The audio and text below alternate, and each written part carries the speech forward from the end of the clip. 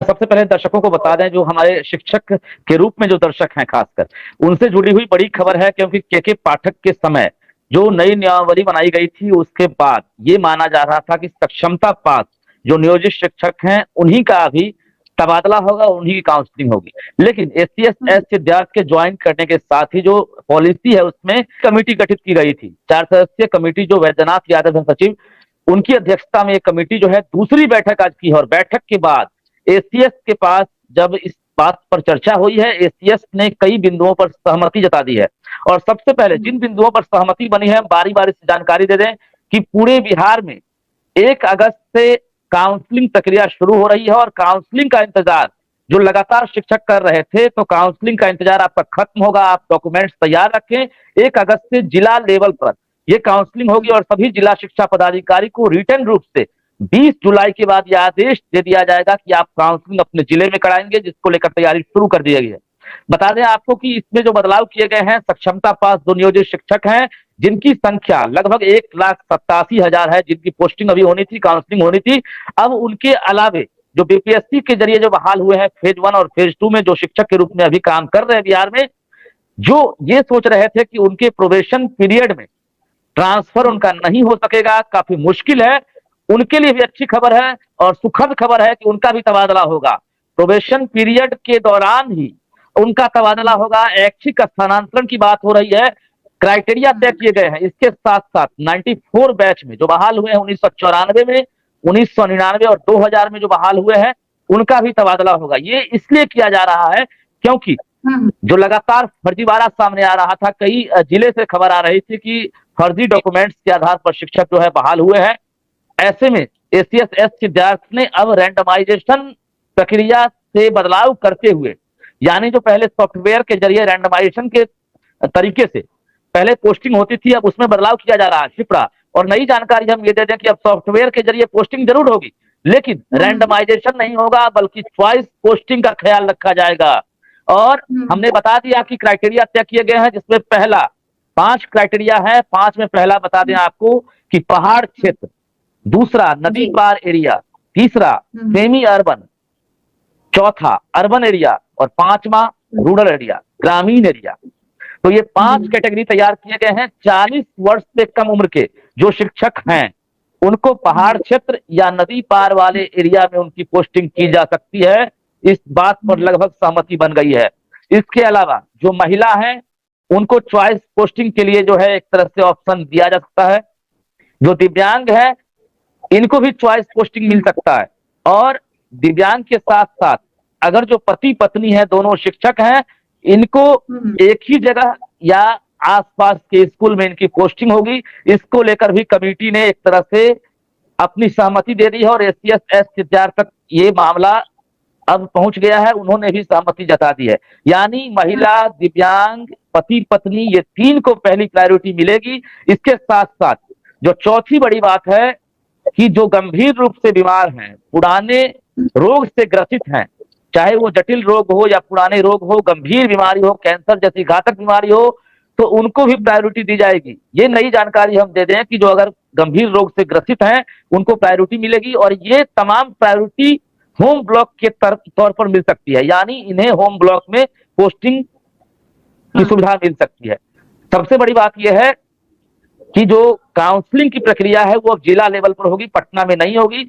जिला शिक्षा पदाधिकारी को इसका कमान दिया जाएगा। एडीएम लेवल के अधिकारी जो है, जो जिले में है, अपर समाहर्ता, उन्हें मॉनिटरिंग का जिम्मा दिया जाएगा। तो एसीएस विद्यार्थी की जो कमेटी है वो दूसरी बैठक की है शिप्रा, और दूसरी बैठक के बाद ये फैसला लिया गया है।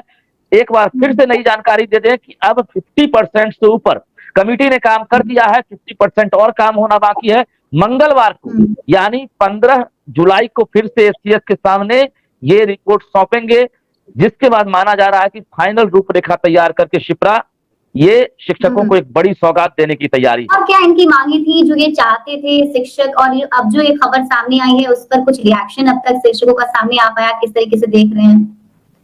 देखिए, इसमें 2-3 फायदा जो सामने दिख रहा है। सबसे बड़ा फायदा जिसको लेकर संशय बना हुआ है और शिक्षक लगातार सवाल उठा रहे थे कि 15 साल 18 साल काम करने के बाद ट्रांसफर पॉलिसी से हम जुड़ रहे हैं, अभी तक ट्रांसफर नहीं हो रहा था। नियोजन इकाई प्रणाली खत्म होने वाली है और उसके बाद जब ट्रांसफर की सौगात मिलेगी, तब जाकर हमारा जो एक तरह से स्थानांतरण होगा, सीनियोरिटी का लाभ मिलेगा कि नहीं। अब हम बता दें कि यहाँ पर आपकी सीनियोरिटी को लेकर जो है एक तरह से कमेटी जो है वो भी अब रिपोर्ट तैयार कर रही है।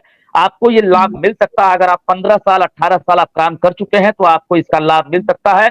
और वेतन को लेकर जो स्ट्रक्चर पहले से तैयार किए गए हैं वो स्ट्रक्चर फिलहाल वही रहेगा, लेकिन जैसे ही जो नियोजित शिक्षक हैं जिनको राज्यकर्मी का दर्जा मिलेगा, उनके वेतन में जबरदस्त इजाफा होगा। इसके साथ साथ बीपीएससी वाले तो राज्यकर्मी है ही, जो ये संशय में थे कि उनका तबादला नहीं होगा। हम बता दें कि बिहार के सुदूर इलाके में बीपीएससी वाले शिक्षक जो है उनकी पोस्टिंग कर दी गई। रोहतास वाले हैं पूर्णिया में पोस्टेड है, पूर्णिया वाले हैं वो छपरा में पोस्टेड है, आरा में पोस्टेड है। तो 250 और 300 किलोमीटर दूर जो महिला शिक्षक हैं, पुरुष शिक्षक हैं, परिवार से दूर है, पति पत्नी है, जो लगभग लगातार संशय में थे, उनके लिए बड़ी खबर है कि आपको वैयक्तिक स्थानांतरण के तौर पर आपको तबादले का जो है लाभ मिल सकता है। यानी आपसे सबसे बड़ी खबर शिप्रा, ये जानकारी हम दे दें, अपडेट खबर मेरे पास अभी तुरंत पहुंची है कि अब ई शिक्षा कोष के जरिए जो है ऑनलाइन आवेदन लिए जाएंगे। ई शिक्षा कोष के जरिए जो है ऑनलाइन आवेदन लिए जाएंगे, यानी जो काउंसलिंग प्रक्रिया होगी उसके समय में ऑनलाइन आवेदन लिए जाएंगे। वैसे सभी शिक्षकों से 94 वाले से, 99 वाले से, वर्ष 2000 वाले से, बीपीएससी टीआरई 1 टीआरई 2 वाले से और नियोजित शिक्षकों से ऑनलाइन आवेदन लिए जाएंगे ई शिक्षा कोष के जरिए, जिसके बाद सर्टिफिकेट अपलोड करने की भी प्रक्रिया होगी। यानी जो फर्जीवाड़ा होता था इसमें भी ट्रांसपेरेंसी लाने के लिए सरकार ने ठोस कदम उठाया है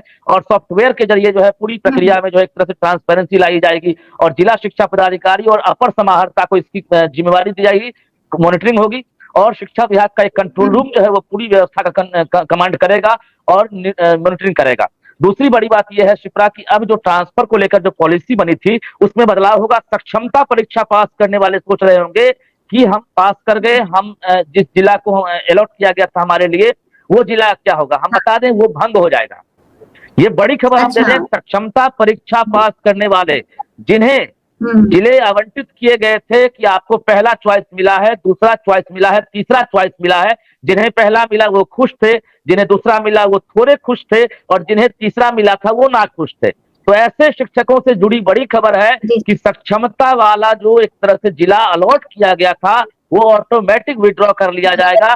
जैसे ही इस शिक्षा कोष पर आप पूरी जानकारी देंगे, आपसे पूरा ब्यौरा मांगा जाएगा, खाका तैयार होगा उस फॉर्म में ऑनलाइन में, उसमें आप एक एक जानकारी देंगे, आपसे ऑप्शन भी मांगे जाएंगे। महिला होंगी उनके लिए ऑप्शन होगा, पुरुष होंगे उनके लिए भी कैटेगरी होगा, दिव्यांग उनके लिए होगा, बीमार होंगे उनके लिए होगा, बीमार वाले के लिए मेडिकल सर्टिफिकेट होगा। तमाम कैटेगरी को तैयार किया जा रहा है और कुल मिलाकर ये कहें कि अब बात बहुत दूर चली गई है और अब ज्यादा दिन नहीं बल्कि 20 जुलाई तक जो खबर आ रही है सूत्रों के हवाले से हम सोर्सेज